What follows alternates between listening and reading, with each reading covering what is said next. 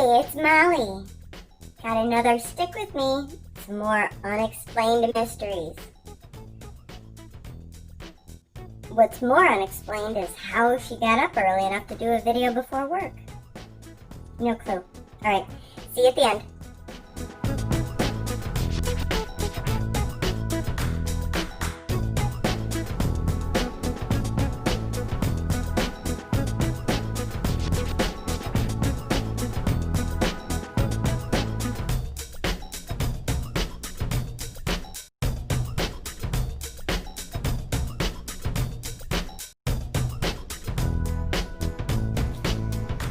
Well, hello everybody. It is Tuesday, October 13th, and I am up bright and early before work to do a stick with me.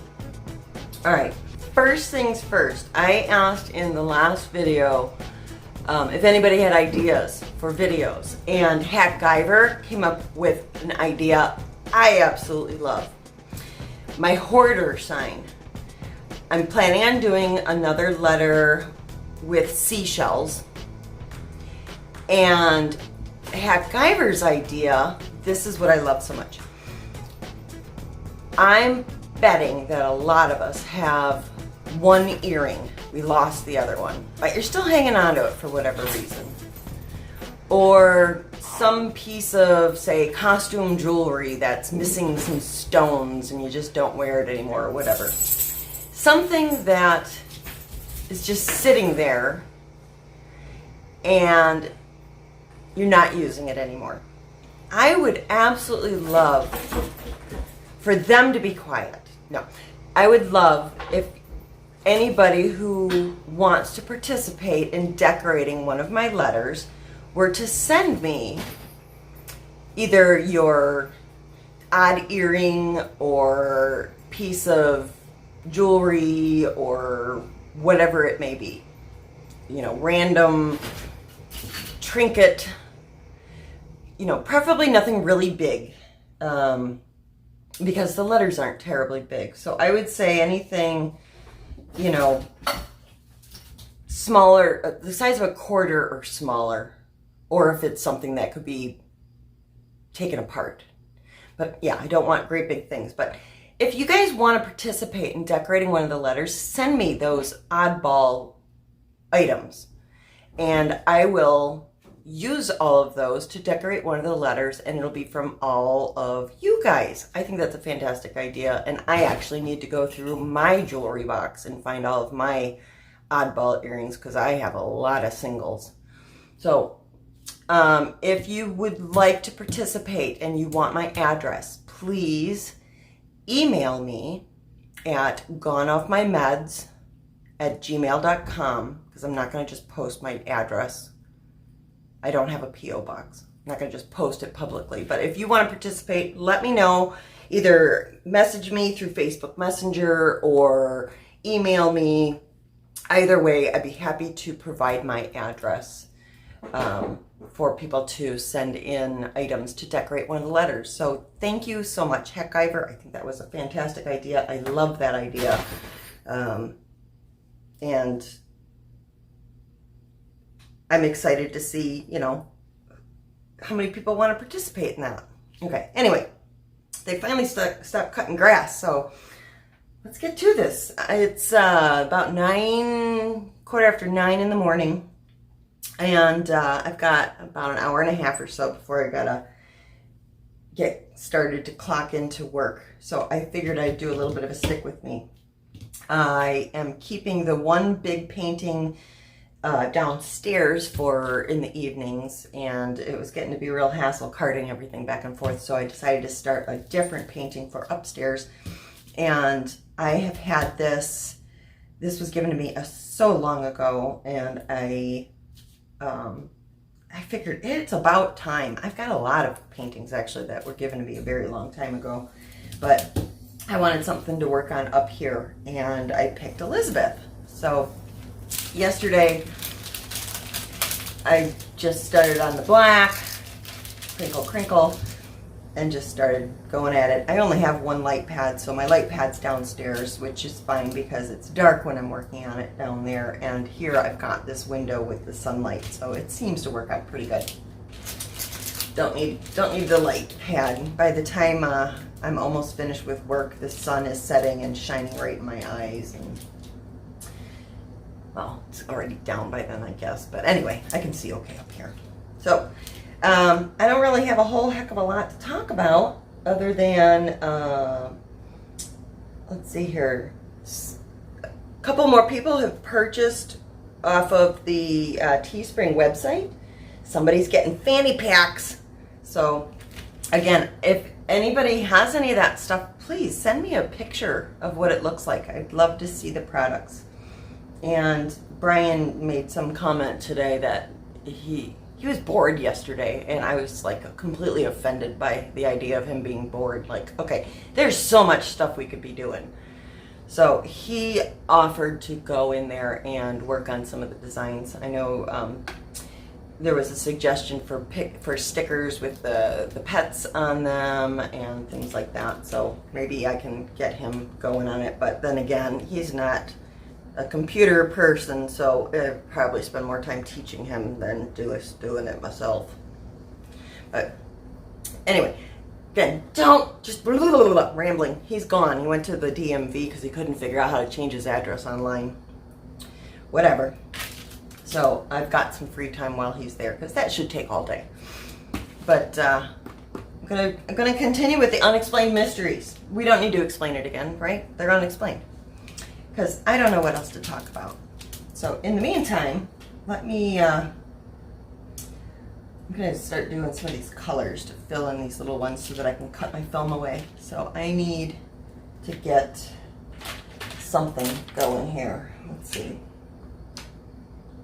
Let's grab, we'll do the L. L. Let's see here.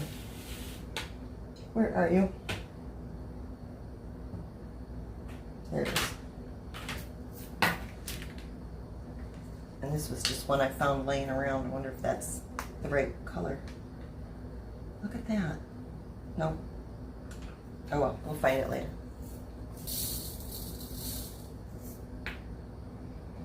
All right. And grab my little sticker. There.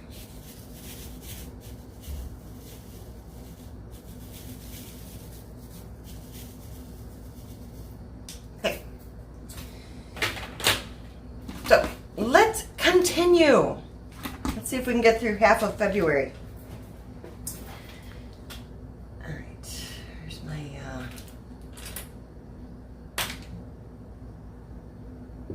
single placer. I've gone back to trying the pink wax again. My Aleen's has gotten so dried out, it's becoming a hassle. I need to put some fresh stuff in there, I think. February 1st and 2nd. Michelangelo's head of a fawn. In 1489, oh my gosh, yeah, I need more coffee big time. Come on, seriously? There we go. In 1489, renowned artist Michelangelo was around 15 or 16 years old and just began his artistic career. That year, the young artist created the piece known as the Head of a Fawn, which is his first known work of marble sculpture. It is thought today to be incredibly valuable, considering the artist's success. His fawn sculpture derived from Greek mythology, and it depicted a creature that was half man and half goat. The sculpture survived for centuries without issue, but during World War II, countless precious art pieces were transferred from Florence, Italy to the Castano Valley in hopes of preserving them and protecting them from attacks. The head of a fawn ended up being one of many sculptures stolen by the Nazis when they uncovered the location of the art. Although many historians believe these missing pieces are peppered throughout Germany and Austria, the head of a fawn has never been recovered.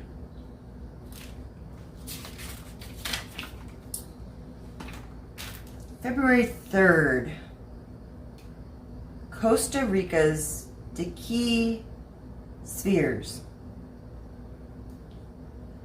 First discovered in the 1930s by laborers from the United Fruit Company, the perfectly round stone spheres of the Decay Valley in Costa Rica baffle historians to this day. Seemingly man-made, with the largest weighing 15 tons and measuring 2 meters, more than 6 feet in diameter, the stone balls dot the Costa Rican valley. Historians have little to no idea about the purpose of the spheres, but most agree that they were created between AD 700 and AD 1530 by slowly chiseling away at much larger boulders.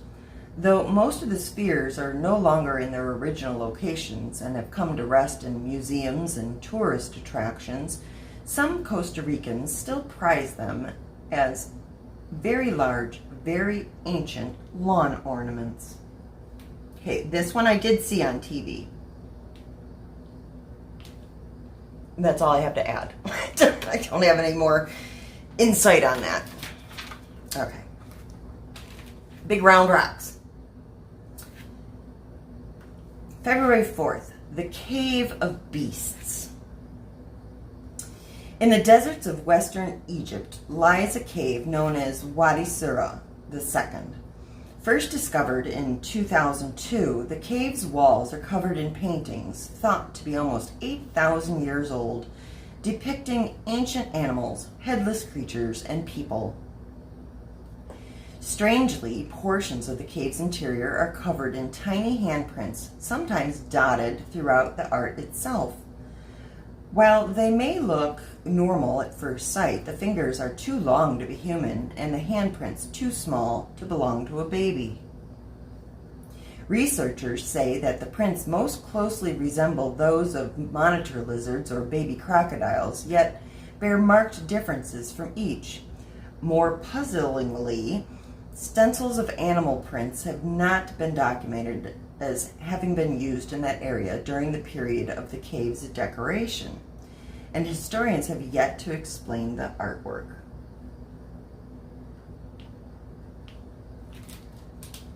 All right.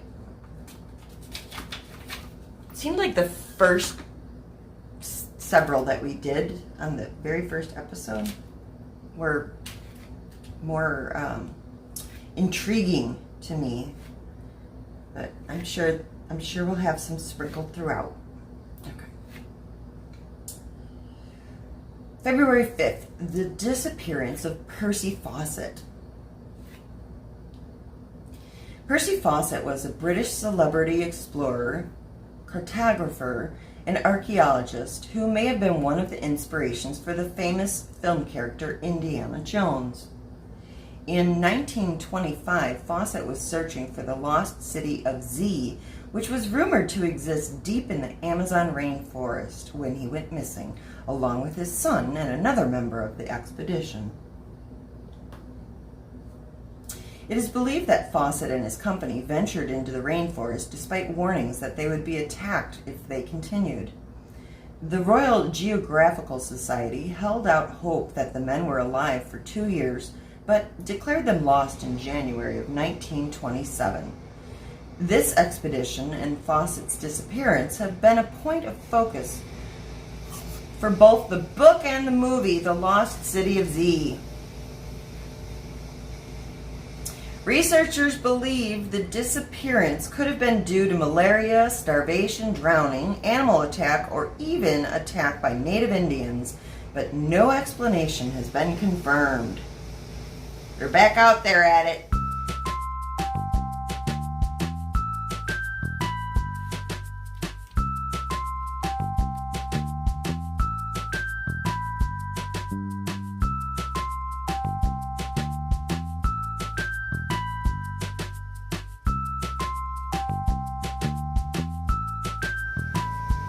Maybe they'll stop soon.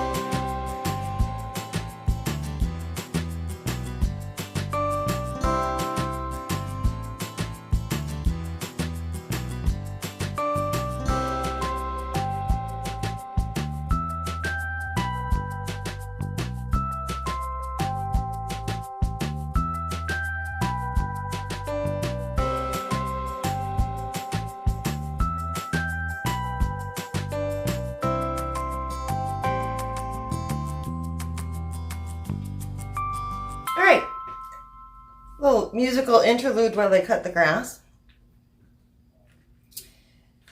February 6th, the Parthenon. The Parthenon in Athens, Greece has always been an impressive construction, but it wasn't until restoration of the ancient structure began that the story of how it was built started to seem impossible.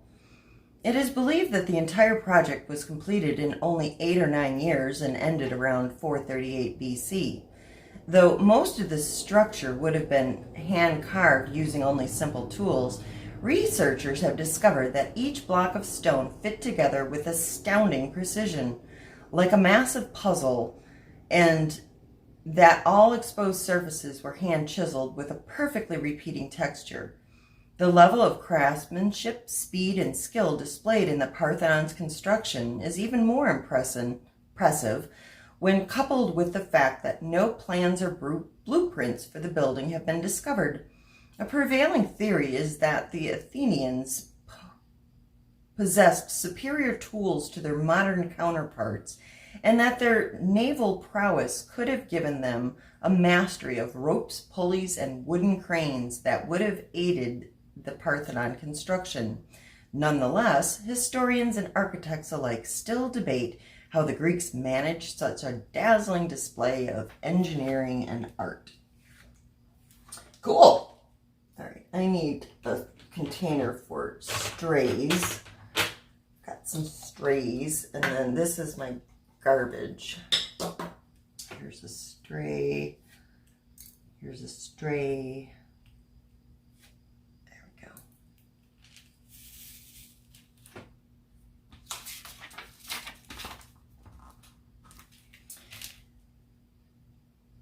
February 7th, the reappearance of Nicholas Barclay. I need to move this up here where I can see it while I'm doing this. Okay, another musical interlude apparently.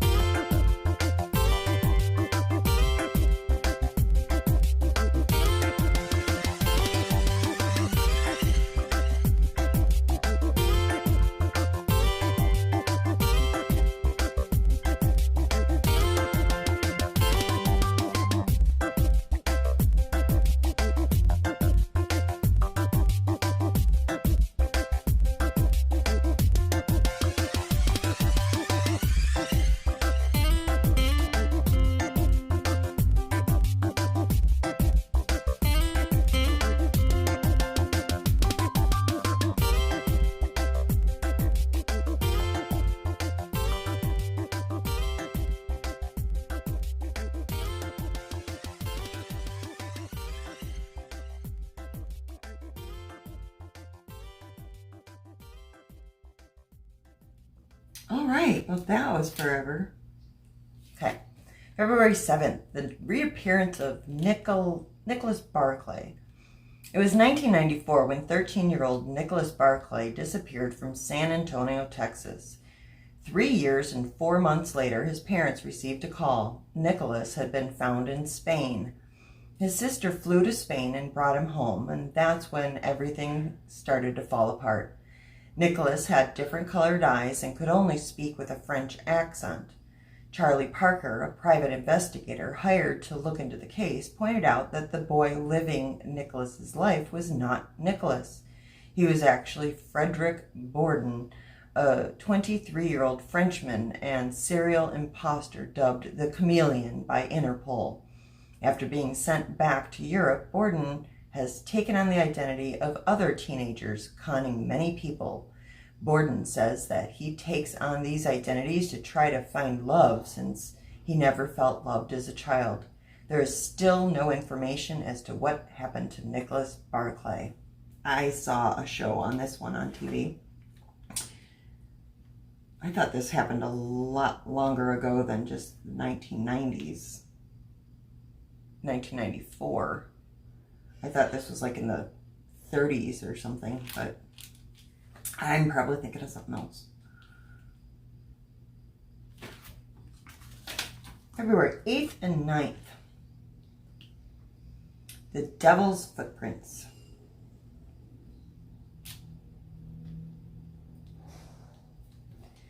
On February 8th, 1855, cloven hoofprints in the snow appeared throughout the town of Devon, England, covering about 100 miles and climbing rooftops, crossing rivers, and walking through fences. Unlike most cloven-hoofed animals, this creature seemed to walk on only 2 feet rather than 4. In 2009, the same footprints were discovered again in the same place. Unlike regular footprints, these seemed to have melted the snow, and whatever had made them had a long stride, between 1 and 1.5 feet long. What created these footprints is still unknown, though some people believe they could belong to a kangaroo that it had escaped from the zoo, a rabbit, or hopping mice. A few more eccentric historians believe the prints are from the cloven feet of Satan himself.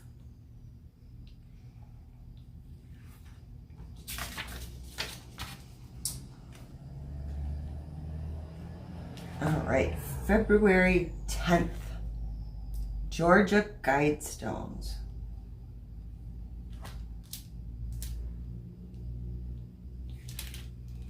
In 1980, 5 granite slabs that stand 19 feet tall were erected in Elberton, Georgia. Each slab is covered in long engraved messages in a variety of languages, some modern and others ancient. A tablet in front reads, "Let these be guidestones to an age of reason." The writing promotes peace through a list of 10 principles which include maintain humanity under 500 million in perpetual balance with nature, and balance rights with social duties. When the piece was originally commissioned by a man named R.C. Christian, who it turns out never existed, the granite company thought it was just a prank, but completed the commission and erected the stones nonetheless. Strangely, R.C. Christian is said to have demanded that no one ever discover his true identity, and historians debate the purpose and meaning of the slabs, attributing them to organizations ranging from the Illuminati to satanic cults.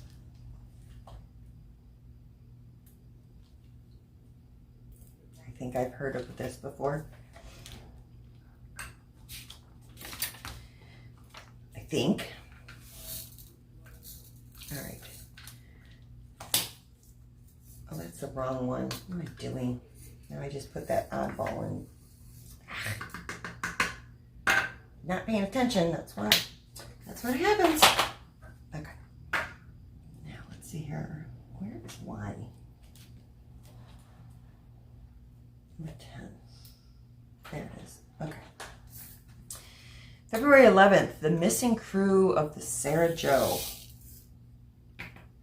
On February 11th, 1979, 5 men, Scott Mormon, Ralph Malekany, Pat Woosner, Benny Kalama, and Peter Hanchett set out on a day-long fishing trip in Ralph's brother's boat, the Sarah Joe, off the coast of Maui. Despite early forecasts of clear weather and beautiful waters, the day quickly turned for the worse when a storm overtook the boat. The Sarah Joe never made it back to shore, and the 5 men were thought lost at sea. The boat was finally found in September of 1988 on the Marshall Islands, along with the partial remains of one of the men. No traces of the other 4 men have ever been found, even after extensive searches of the nearby waters. 5 fir trees were planted in the town of Hana on Maui to remember those lost.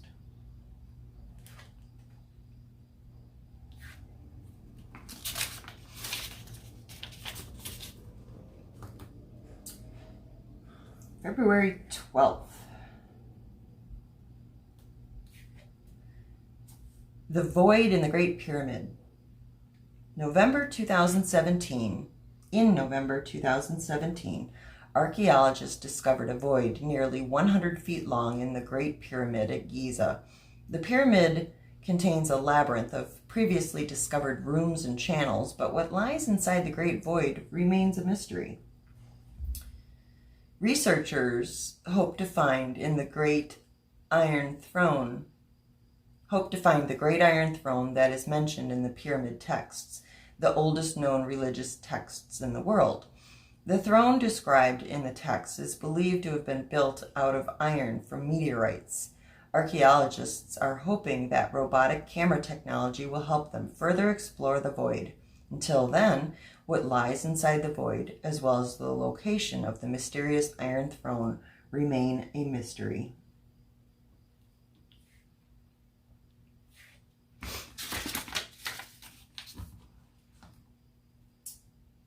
February 13th, the Ark of the Covenant.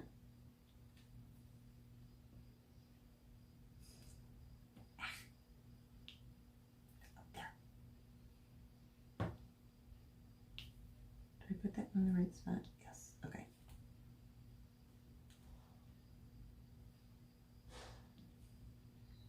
Perhaps one of the most highly publicized and pop culture reference mysteries of this history is the disappearance of the Ark of the Covenant. For the Abrahamic religions, the Ark was a case designed to carry and protect the 10 Commandments, stone tablets believed to have been passed down from God and his laws for man. According to the Bible, the legendary artifact was first created by the Israelites some 3,000 years ago and hasn't been seen since between 597 and 586 BC, after the ancient Babylons conquered the Israelites in the holy city of Jerusalem, where the ark was thought to have been stored. While the confirmed existence or potential location of the ark remains a mystery, the most popular theories suggest that the Knights Templar secreted the ark to safety as Jerusalem fell, or that it was destroyed. However, historians believe that the true fate of the ark may never be discovered and that the original 10 Commandments may be lost to history forever.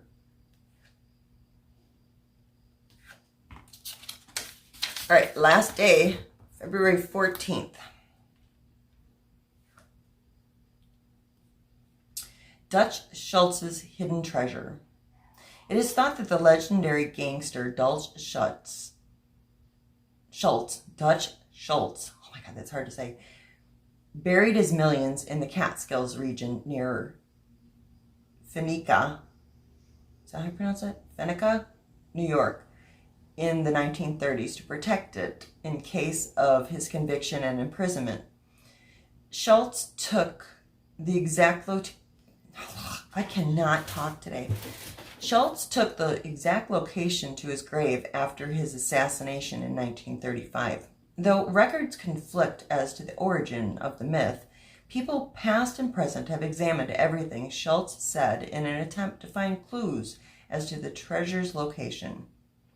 Some people have claimed to have a map to the treasure, while others have sought the help of psychics to determine the location. Despite exhaustive efforts, no one has yet been able to find Schultz's wealth. Amusingly, Schultz once was believed to say through psychic Barbara Reen, "If I were to tell you exactly where the treasure is, then there'd be no more search. There'd be no more fun, and I wouldn't be famous anymore." Lots of treasures out there, huh?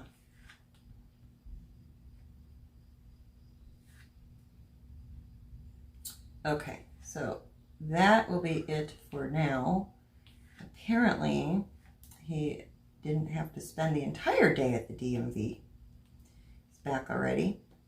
So, with that being said, I am going to bid you adieu and get this video loaded up and posted today. But first, I want to finish this symbol so that I can put it away. Yeah. One more. There. Okay. All right, everybody, I hope you're having a fantastic day. And don't forget, if you have a single earring or some sort of costume jewelry that is, busted and small-ish, and you'd like to donate it to the hoarder cause, please message me on Facebook Messenger or email me at goneoffmymeds@gmail.com, and I will provide you with my address so that you can pop that in the mail, and eventually I'll figure out a deadline for receiving things in order to put them on the sign. But let's see, it is the middle of October now. I'm thinking offhand, like December 1st, postmarked by December 1st, so that I can have everything in hand and get it done by Christmas. So we'll just call it December 1st. Okay, love you guys. Have a great rest of your day, and I will see you in the next one. Okay, this is what happened while I was editing the video. The little shit knocked the entire thing over. All over the floor. Lily, bad kitty. Okay, well, I know what I'm going to be doing this morning during time between calls. Bad kitty. Bad kitty. No, naughty. Okay, everybody. Go dig through your jewelry box. Find that one earring that has been lonely all these years that you never wear, and send it to the cause, the hoarder cause. Okay. We're excited to see what happens with this. And thank you, Hack Giver, for the great idea. All right. Love you guys. Bye.